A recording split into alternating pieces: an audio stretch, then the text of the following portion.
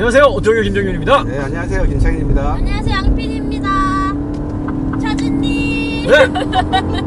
함께했습니다. 오늘도. 예, 이 월차를 내고 참여를 해주시는 정성을 나타내 주셨습니다. 감사합니다. 네, 고맙습니다. 감사합니다. 파사트. 파사트. 파사트가 무슨 뜻이야, 돼? 네, 그만할 줄 알았어. 아니지, 내가 적재적소에 질문을 하는 거지. 어. 남들이 다 궁금해하는 것들은. 파사트가 무슨 뜻인 것 같아요? 한번 맞춰봐요. 파 샀다는 거 아니에요? 파 샀다는 거 아니에요? 다음 모델이 마늘 샀어. 원래 파가 겨울에 나요. 아, 그래요? 이 남쪽 지방에서 그 전남 지방에서 파 요쯤 출하합니다. 파사트 원래 그 폭스바겐이 네. 차종 이름을 지을 때 네. 바람 이름을 많이 써요. 바람? 네. 그 파사트가 무역풍을 뜻해요.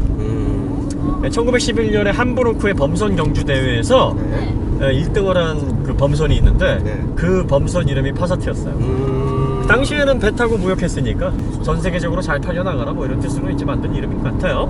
골프가 무슨 뜻인지 알아요? 골프? 골프요? 네. 골프가 골프 아니에요?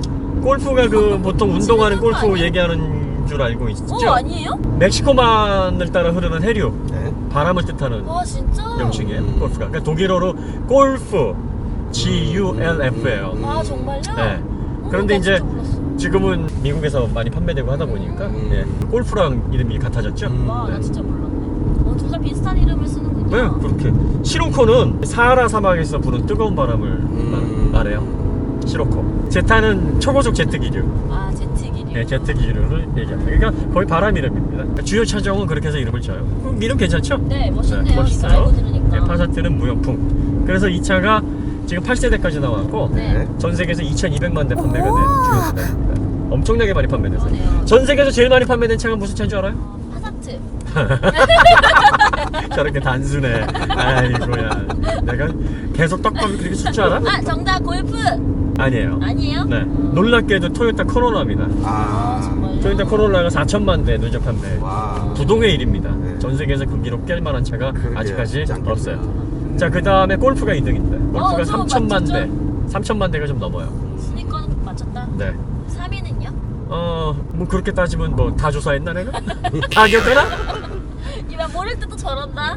네, 그래서 그 폭스바겐에서 네. 10위 안에 든 차들을 많이 가지고 있어요. 그 비틀도 2,200만 대가 팔렸어요. 아, 맞아, 비트. 이 폭스바겐이라는 이름 자체가 원래 국민차라는 이름이에요. 그렇죠. 독일어로 국민차를 뜻하는. 아, 네. 폭스바겐이 독일어로 국민차. 네, 국민차를 뜻해요. 그래서 포크가 이제 국민이거든요. 네. 그래서 폭댄스 이러면 국민들의 춤. 네. 뭐 이런 거죠. 네. 포크송. 포크송이라면 가요. 국민들의 네. 가요. 네. 뭐 이런 그 거고. 포크가 네. 그 뜻이군요. 네. 바겐은 영어로 비클, 아, 네, car, 자동차를 얘기합니다. 네, 국민차. 국민차. 예, 그러니까 이 폭스바겐에서 페이튼이라는 수제작 최고급 모델을 냈으니까 브랜드 자체가 국민차인데 말이 안 되잖아. 그래서 그때 당시에 이제 자동차 전문가들이나 전 세계 소비자들이 야, 국민차인데 최고급 차야? 뭐야 이거? 분식인데 최고급 스테이크야? 뭐야? 뭐 이렇게 이제 매칭이 안 되는 거죠. 페이톤이 쫄딱 망했죠. 후속 모델은 아직도 안 나오고 있어요. 지금 이 모델은 8세대까지 나왔습니다. 네. 1세대 모델이 1972년도에 나왔고요. 2세대 모델, 3세대 모델은 아직도 중국이나 네. 저쪽 남미 쪽에서 생산이 되고 있고요. 네. 4세대 모델 보면 상하이라든지 뭐 광저우라든지 항저우 국경 가면 이 파사트의 4세대 모델의 택시들이 굉장히 많아요. 근데 이제 예전의 모델 그대로가 지금 아직 남아서 택시로 운행이 되는 게 아니라 폭스바겐 중국 공장에서 생산이 됩니다, 지금도. 네. 그리고 폭스바겐은 아우디와 함께 이 중국 정책을 잘 펼쳤어요. 그래서 중국의 도로도 많이 깔아주고 이 산업화에 많이 기여를 했기 때문에 중국의 진출을 빨리 했습니다. 그래서 중국에서는 아우디가 굉장히 고급차고 폭스바겐이 되게 친숙합니다. 아니, 근데 네. 세대가 바뀌면 전 세대가 안 나오는 거 아니에요? 대부분 그런데 나라마다 이 경제 규모가 다르고 국민들의 생활 수준이 다르잖아요. 그래서 제조사 측면에서도 지난 모델들은 좀 개발비 다 환수를 한 거잖아요. 회수를 한 모델들이기 때문에 또 공격적인 가격으로 현지에서 경제 수준이 낮은 어떤 그 지역에서 좋은 가격에 판매를 하게 되면 그 사람들한테는 좋고 제조사들도 좋고. 그래서 그 파사트의 코드네임을 보면 뭐 B1, B2, B3, B4에서 B8까지 와 있는데 연도가 다 겹쳐요. 이 B1 같은 경우에 1972년도에 이제 출시가 처음 돼가지고 1984년까지 생산이 됐습니다. 네, 무려 12년이나 뭐 엄청 생산이 나네요. 됐는데 네. 그런가 하면 이제 2세대 모델은 1981년에 또 나왔어요. 네. 그래서 1988년까지 생산이 됐고요. B3, B4 모델이 이제 1988년서부터 1996년 뭐 이런 식으로 좀 계속 겹칩니다. 그만큼 글로벌 시장에서 잘 판매가 됐다라는 것을 반증하고 있고요. 북미 시장에서도 파사트는 많이 팔렸습니다. 파사트가 처음에 판매됐던 게 이제 패스트백, 해치백하고 이제 외건 모델이 많이 나왔어요. 패스트백이 뭐냐면 이제 해치백 스타일, 예, 그리고 외건 이런 모델들이 유럽에서는 그 해치백이나 외건이 세단보다는 인기가 더 많습니다.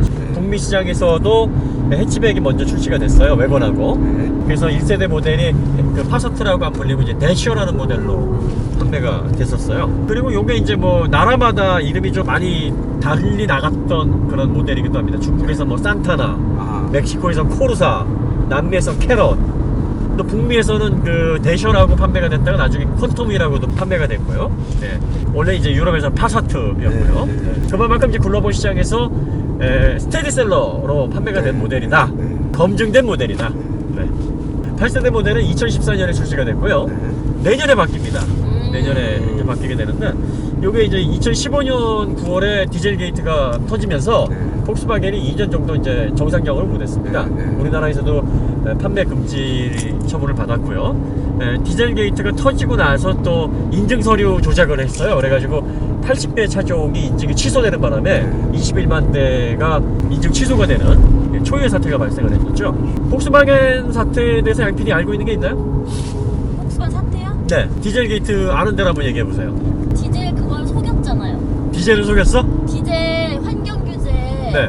그걸 속여서 네. 속여서 팔았어요. 어떻게 속였습니까? 수치가 있잖아요. 네. 환경 규제 수치가. 네. 근데 이제 그거를 지켰다고 뻥치고 팔았어. 지켰다고 뻥치고 팔았어? 안 지켰는데? 야, 근데 어떻게 인증을 받아? 뭐 윗사람들끼리 뭐 쿵짝해서 맞지? 윗사람들끼리 쿵짝해서? 아, 신박한데? 네. 아니에요? 실험실에서 네. 소프트웨어 치팅을 한 거예요. 실험실에서는 DPF가 잘 작동을 하게 하고, 연비나 저 배기가스 하고 출력하고는 양날의 검이거든요. 네. 한쪽이 좋으면 한쪽이 안 좋아져요. 네네. 그래서 실험실에서는 배기가스 좋은 것처럼 포장을 하고, 그런데 길에 나가서는 그러면 맥 빠진 엔진이 되잖아요. 근데 길에 나가서는 배기가스 많이 나오고 힘 좋게 만들어주고, 그래서 사람들이 연비 엄청 좋고 배기가스 하나도 안 나오는데 힘도 좋네 막 이러면서 이제 사람들이 감동을 했던 거죠. 근데 사실은 알고 보니까 뻥이야? 뻥이었던 거지. 뻥이지. 폭스바겐 엔진은 연비도 잘 나오는데 출력도 좋아. 무슨 이거 외계인 고문에서 만든 엔진이가 그 얘기가 있었어요. 그래서 예전에 폭스바겐 폴로에 어떤 전설이 있었냐면, 그 주유소에서 폭스바겐 폴로가 지나가는데 막 서커스하고 로켓 쏘고 막 인간 대포 쏘고 막 그래. 왜 그러냐면 폴로의 관심을 끌어야 되니까. 근데 이 폴로가 안 와. 기름을 안 넣는 거야. 한 번 기름 넣으면 1000km 넘게 타고 막 이래버리니까 주유소에서 야, 이제 못 벌어먹고 살겠다. 온갖 시선을 끄는 행동, 그 광고가 되게 히트를 쳤었어요. 그러면서 걔네들이 무슨 캐치프레이즈를 딱 했냐. 클린 디젤. 클린 디젤. 우린 도덕도 지키면서 기술도 끝판왕이다. 알고 보니까 무슨 개사기지. 폭스바겐 입장에서는 그건 거예요. 그렇다고 고객들이 뭐 손해본 거 있냐. 연비 좋잖아. 출력 좋잖아. 그렇지만 어떻게 돼? 지구는 병들잖아. 이런 기업의 차를 사야 되냐 말이야, 차주님. 차주님! 반성하겠습니다. 이렇게. 반성하신대요. 차를 협찬들 해서 연차까지 쓰셨는데 혼내고 앉았어. 뭐하는 짓이야 지금? 대표님 반성하세요. 네, 죄송합니다. 근데 폭스바겐이 그럴 수밖에 없는 게, 이 폭스바겐 역사가 누가 설립을 한 거냐면, 독일 나치 노동조합의 독일 노동전선에 의해 설립이 된 회사예요. 나치가 설립을 해서, 나치가. 그러니까 말하자면 우리나라 그 자동차 회사인데 친일파가 설립한 거랑 똑같은 거야 이게. 맞습니다.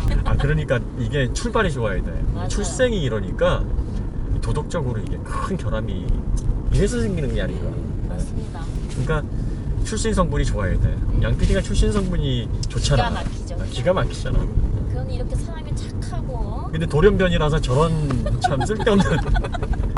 폭스바겐에서 이 출발은 비틀, 유명하죠. 너무나 유명한 차. 네. 비틀이 무슨 뜻인 줄 알아? 벌레. 벌레, 딱정벌레. 맞췄어요. 네. 벌레하고 딱정벌레. 미국 사람들이 붙여준 애칭인데, 네. 이 비틀을 만든 사람이 그 페르디난드 포르쉐 박사예요.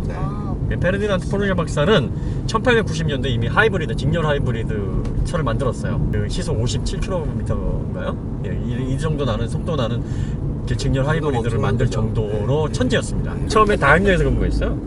다임러에서 마이바흐랑 같이 차 만들다가 예, 그때 당시에 경주차를 페르디난드 포르쉐 박사가 같이 이렇게 협력을 해서 많이 조력을 했죠. 그래서 엄청난 그 레이싱카들을 많이 만들었다가 경영진하고 이 마찰이 많아가지고 원래 천재들이 그 원조가 인싸보다는 있어요. 네. 아싸가 많아요. 네. 예, 그래가지고 곤조도 있고 막 집어때리고도 성격이. 그래서 마찰 때문에 나갔어. 벤츠로 옮겼어요. 포르쉐 박사가 만든 그 차 중에서 S, SS, SSK 뭐 이런 모델이 있었거든요.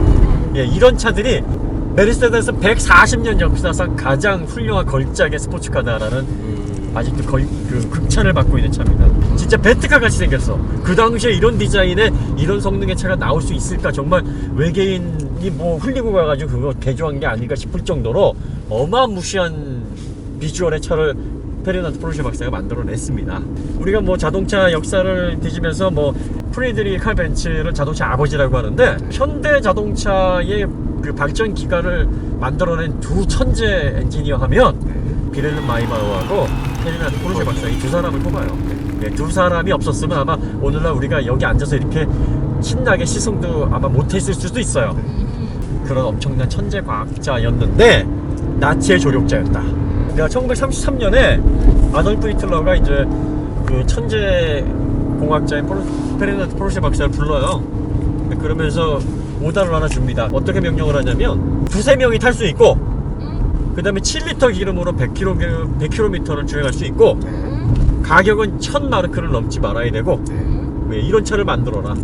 그 당시 1000마르크면은 오토바이 정도 가격이었거든요.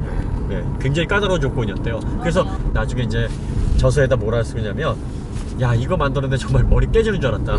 스포츠카, 고성능 스포츠카를 만드는 것보다 100배는 어려웠다.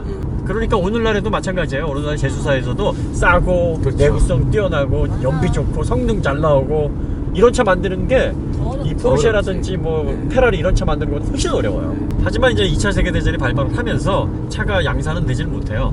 그 전쟁이 끝나고 나서 이제 영국 군대에 의해서 이제 폭스바겐 공장이 관리가 되면서 48년부터 생산이 되기 시작을 하고 1973년도까지 단종되면서 2100만 대 판매량에 달성을 하게 됩니다. 그러고서 이제 1972년도 3년도에 파사트하고 골프가 출시가 되면서 폭스바겐 역사가 이제 시작이 됩니다.